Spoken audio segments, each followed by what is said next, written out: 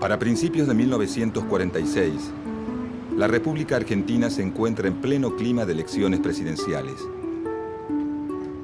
La realidad política del país muestra un electorado polarizado.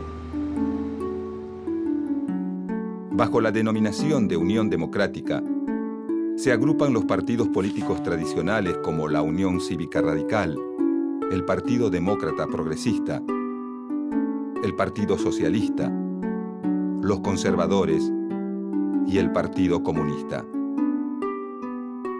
Los candidatos de la Unión Democrática, representados por la fórmula presidencial Tamborini y Mosca, buscan alinearse con las potencias vencedoras en la Segunda Guerra Mundial, presentándose ante la sociedad como los representantes de la democracia y el sistema liberal.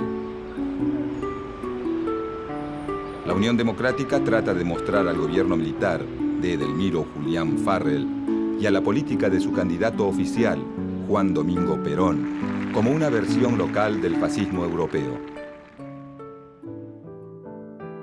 Por el otro lado, el Frente Electoral del Coronel Perón está representado por un partido integrado por dirigentes de los principales sindicatos, que busca representar políticamente al sector obrero industrial, el Partido Laborista, y también por un desprendimiento del radicalismo, en desacuerdo con la política de la Unión Democrática, la UCR Junta Renovadora, y algunas fracciones de otros partidos que se suman en varias provincias. Este frente electoral persigue una política que promueva el desarrollo industrial y la instauración de un estado de bienestar, continuando la línea política nacionalista impulsada por el coronel Perón en sus épocas de secretario de Trabajo y Previsión del gobierno militar. Fuera del sistema de partidos, la candidatura de Juan Domingo Perón recibe la adhesión de dos sectores muy fuertes en la política de esos años. Por un lado, las Fuerzas Armadas y en especial el Ejército, cuya fracción nacionalista decide apoyar desde un principio la política social del candidato de gobierno. Y por otro lado, la Iglesia Católica, cuya relación con Perón comienza con la Revolución del año 43, cuando el gobierno militar de ese entonces, del que Perón forma parte, implanta la educación religiosa obligatoria en las escuelas. Además, la adopción por parte de Perón de varios postulados de la doctrina social de la Iglesia hace que su relación con sectores del clero sea desde un principio bastante fluida. En las elecciones presidenciales del 24 de febrero de 1946, la fórmula presidencial Juan Domingo Perón, Hortensio Quijano, con un 52% de los votos, derrota a la de la Unión Democrática. De esta manera, la coalición política del coronel Perón obtiene una amplia mayoría en el Senado y el 70% de las bancas en la Cámara de Diputados, dejando muy poco espacio para la oposición. A partir de este momento, comienza en Argentina una fuerte etapa de confrontaciones y antinomias, que dividen políticamente al país en dos grupos, a primera vista irreconciliables. Una vez instalado en la presidencia, Juan Domingo Perón comienza a dar forma a su programa de gobierno, basado en la idea de construir una alianza de clases, es decir, un acuerdo entre el capital y el trabajo, garantizado por el poder del Estado. Para llevar a cabo este programa, Perón busca el apoyo de los sectores más afines a él. El sector obrero industrial, organizado políticamente mediante los sindicatos, y el sector empresario vinculado a la industria liviana, que basa su desarrollo en el mercado interno.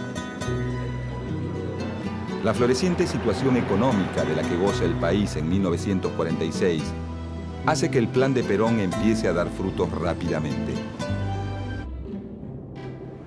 Paralelamente a su labor de gobierno, Perón va construyendo un conjunto de principios políticos y doctrinarios tendientes a fortalecer su figura y a prolongar la permanencia de su partido en el gobierno. Una síntesis de estos principios doctrinarios son las llamadas tres banderas del peronismo: soberanía política, independencia económica y justicia social. Enarbolando estas tres banderas, en 1949, el gobierno de Juan Domingo Perón se lanza a una audaz maniobra política.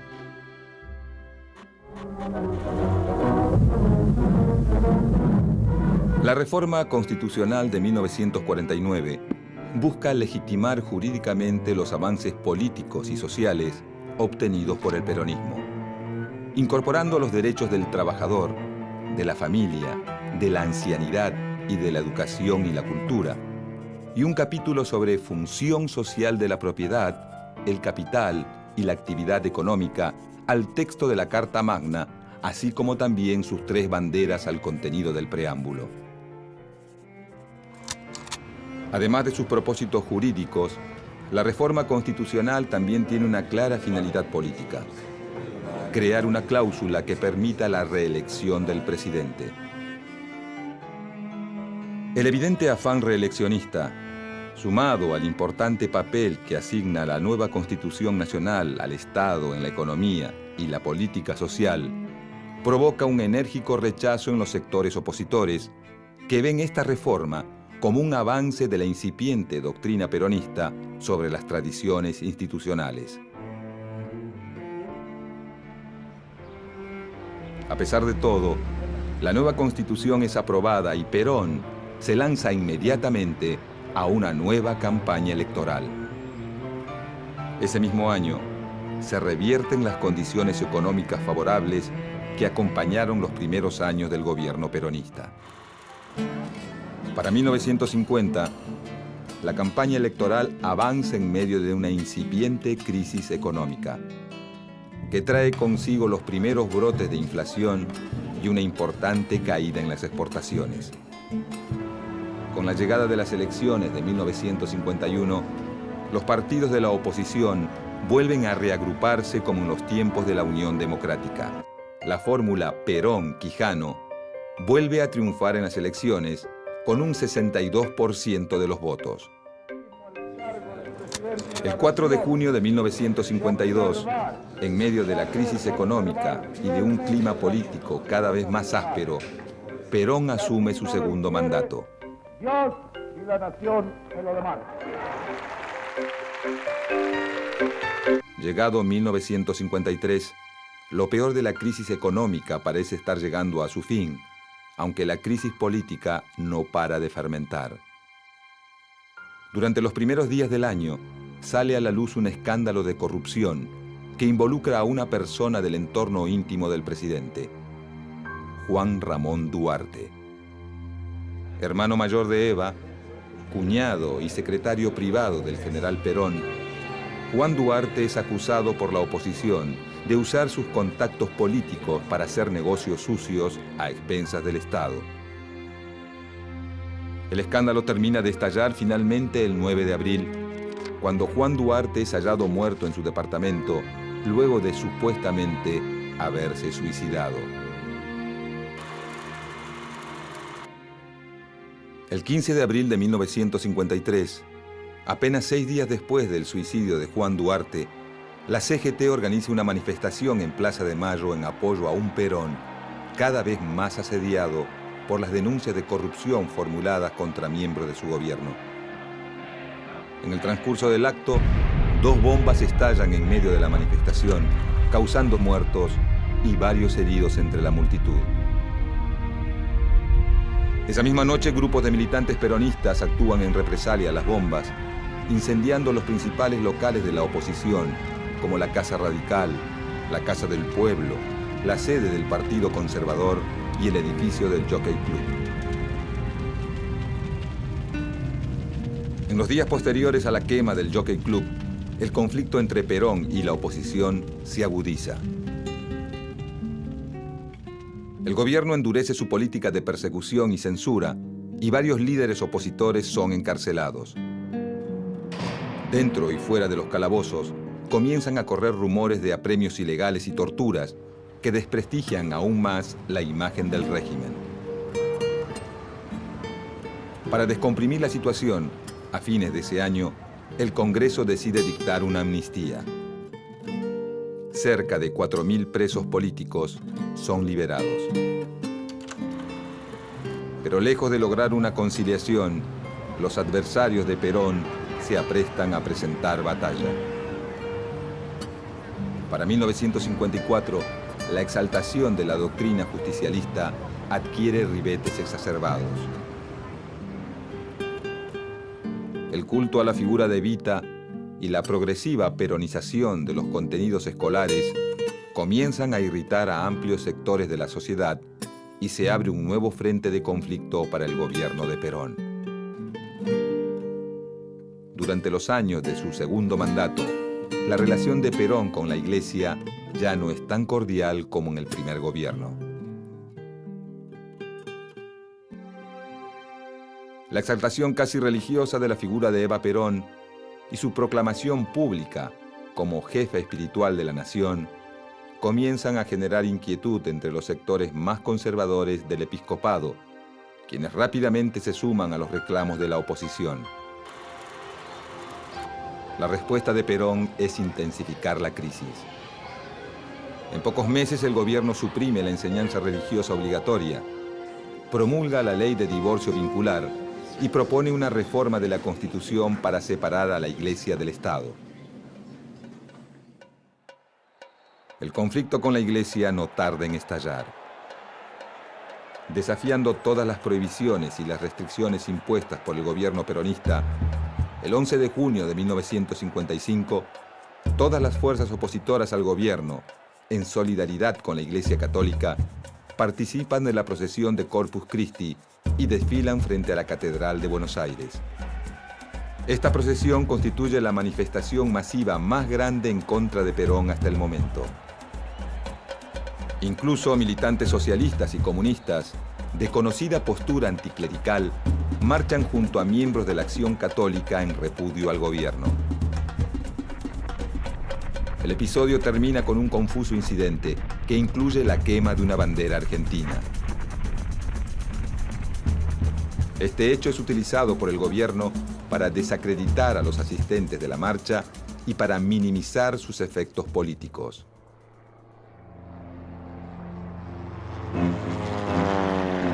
El 16 de junio de 1955, a las 12:40 del mediodía, una escuadra de 30 aviones de la Marina de Guerra y la Aeronáutica bombardea la Casa Rosada y la residencia presidencial de Recoleta, con un único objetivo: matar al presidente. Durante 5 horas, más de 15 toneladas de explosivos son arrojados sobre cientos de civiles indefensos, convirtiendo a la Plaza de Mayo en una versión porteña del apocalipsis.